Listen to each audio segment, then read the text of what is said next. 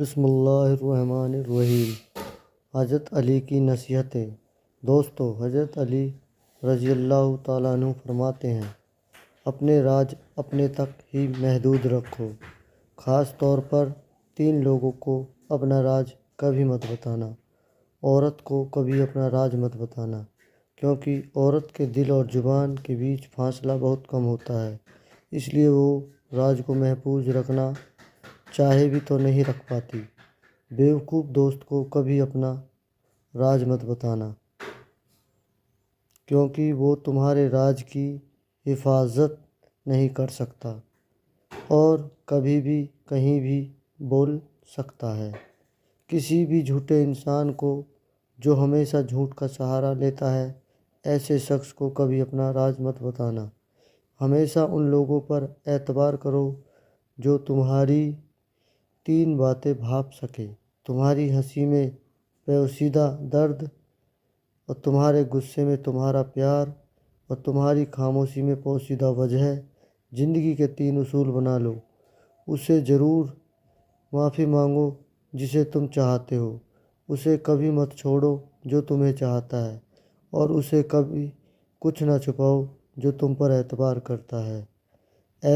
ہمیشہ ایسے شخص کو چنا کرو جو آپ کی عزت دے، کیونکہ عزت محبت سے کہیں زیادہ خاص ہوتی ہے۔ لوگ تمہیں بدنام کرنے کی لاکھ کوشش کریں گے، لیکن یاد رکھنا، عزت اور ذلت اللہ کے ہاتھ میں ہے۔ حضرت علی رضی اللہ تعالیٰ نے فرمایا، میری 5 باتیں ہمیشہ یاد رکھنا، کامیاب ہو جاؤ گے۔ پہلی بات، اللہ تعالیٰ کے علاوہ کسی سے کوئی امید نہ رکھنا، کیونکہ اللہ پاک کے علاوہ کوئی ذات نہیں ہے جو تمہاری امیدوں کو پورا کر سکے۔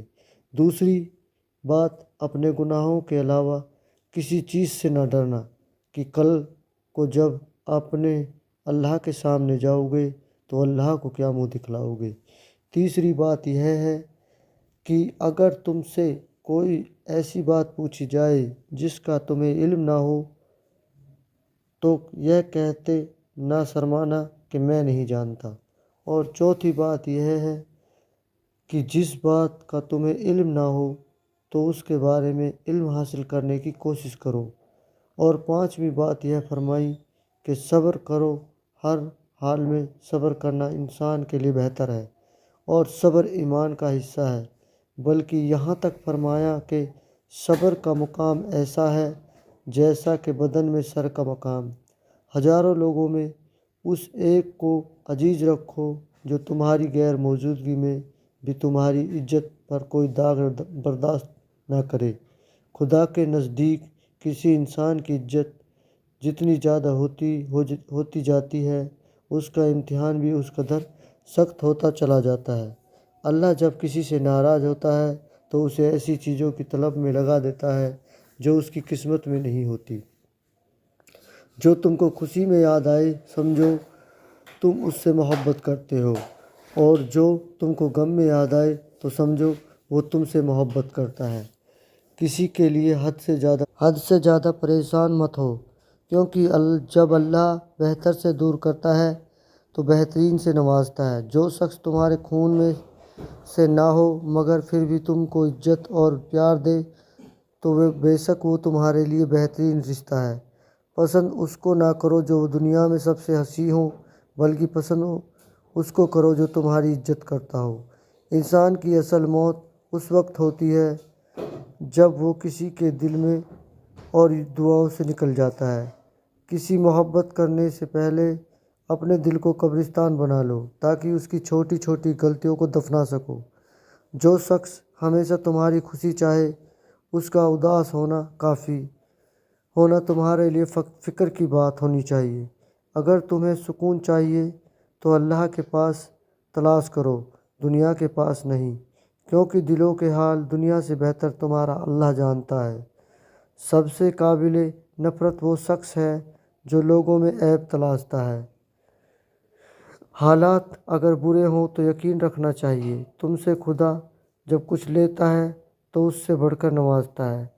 جس کسی کو اکیلا دیکھو تو سمجھ جاؤ وہ ایک سچا انسان ہے، کیونکہ بھیڑ ہمیشہ منافق کے ساتھ ہوتی ہے۔ اچھا انسان وہ ہے جو کسی کا دیا ہوا دکھ اور درد تو بھول جائے مگر کسی کی دی ہوئی محبت کبھی نہ بھولے۔ جو ہمیں سوچتے ہیں وہ ہوتا نہیں، جو ہوتا ہے اس کا علم نہیں، جو ہوگا وہ بہترین ہوگا۔ جب تم بغیر کسی وجہ سے خوشی محسوس کرو تو یقین کر لو کہ کوئی نہ کوئی کہیں نہ کہیں آپ کے لیے دعا کر رہا ہے۔ تم وہ مانگتے ہو جو تمہیں اچھا نظر آتا ہے، مگر اللہ وہ دیتا ہے جو تمہارے لیے بہتر ہوتا ہے۔ تعلق برقرار رکھنا ہو تو اچھائی بیان کرتے رہو، اور تعلق ختم کرنا ہو تو سچائی بیان کر دو۔ جب لوگ تمہیں تکلیف میں اکیلا چھوڑ دیں تو جان لو اللہ تعالیٰ تمہارے کام کا ذمہ خود لینا چاہتا ہے۔ اپنے الفاظ کے غلام بننے سے بہتر ہے کہ اپنی خاموشی کے حکمران بن جائے۔ انسان کو اللہ کی محبت تب نظر آتی ہے جب اسے دنیا کی محبت تھکا دیتی ہے۔ صرف دو لوگ آپ کو صحیح طرح سے سمجھ سکتے ہیں، ایک وہ جو آپ کے حالات سے گزرا ہو، اور دوسرا وہ ہے جو آپ سے شدید محبت کرتا ہو۔ اللہ آزماتا ہے اس چیز سے جو تمہیں بہت پیاری ہوتی ہے، تاکہ اس چیز کے ملنے کی تڑپ تمہیں اللہ سے ملا دے۔ نمبر 1، افطاری کے وقت کوشش کرے کہ گھر کے تمام افراد ایک ہی دسترخوان پر اکٹھے ہو جائیں اور مل کر روزہ افطار کریں۔ نمبر 2، افطاری کے وقت اپنے بچوں کو اکٹھا کر لیں اور سب ہاتھ اٹھا کر اللہ سے دعا مانگیں۔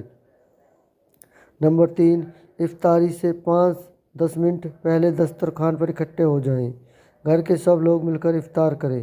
نمبر 4، روزہ افطار کرنے سے پہلے دعا ضرور مانگیں، کیونکہ یہ قبولیت کے لمحہ ہوتے ہیں۔ نمبر 5، اپنی دعاؤں میں تمام مسلمانوں کو یاد رکھیں، سب کی مغفرت کی دعا کریں۔ نمبر 6، روزہ افطار کرنے کے لیے کھجور کا استعمال کریں، کھجور نہ ہو تو پانی سے ہی روزہ افطار کر لیں۔ نمبر 7، روزہ افطار کرتے وقت صبر اور حوصلے سے کام لیں، ایک دم کھانے پر ٹوٹ مت پڑے۔ نمبر 8، روزہ افطار کرنے کے بعد بہت زیادہ کھانے سے گریز کریں، ایسا نہ ہو بہت کھانے سے نماز میں خلل آ جائے، اس لیے اس بات کا دھیان رکھیں۔ نمبر 9، کھانا اتنا کھائیں جتنا ہضم کر سکیں تاکہ آپ کے نماز میں کوئی خلل پیدا نہ ہو۔ نمبر 10، خواتین افطاری وغیرہ اذان سے پہلے ہی تیاری کر لیں تاکہ گھر کے سب لوگ دسترخوان پر ایک ساتھ دعا مانگیں۔ نمبر 11، اگر کسی گھر میں ایک ہی عورت ہو اور افطاری تیار ہونے میں دیری ہو جاتی ہو تو وہ عورت افطاری تیار کرتے کرتے ہی دعا دل میں مانگ لے، ہاتھ کھانا پکانے میں مشغول ہوں اور دل میں اللہ کی یاد میں مشغول ہو۔ سچائی ہمیشہ خاموش رہنے والے انسان کے اندر ہی ملتی ہے، جھوٹ بولنے والے تو ہمیشہ شور مچاتے ہیں۔ تمام رشتوں میں سب سے کمزور رشتہ تمہارے جسم اور تمہاری روح کا ہے، نہ جانے کس وقت کہاں ٹوٹ جائے۔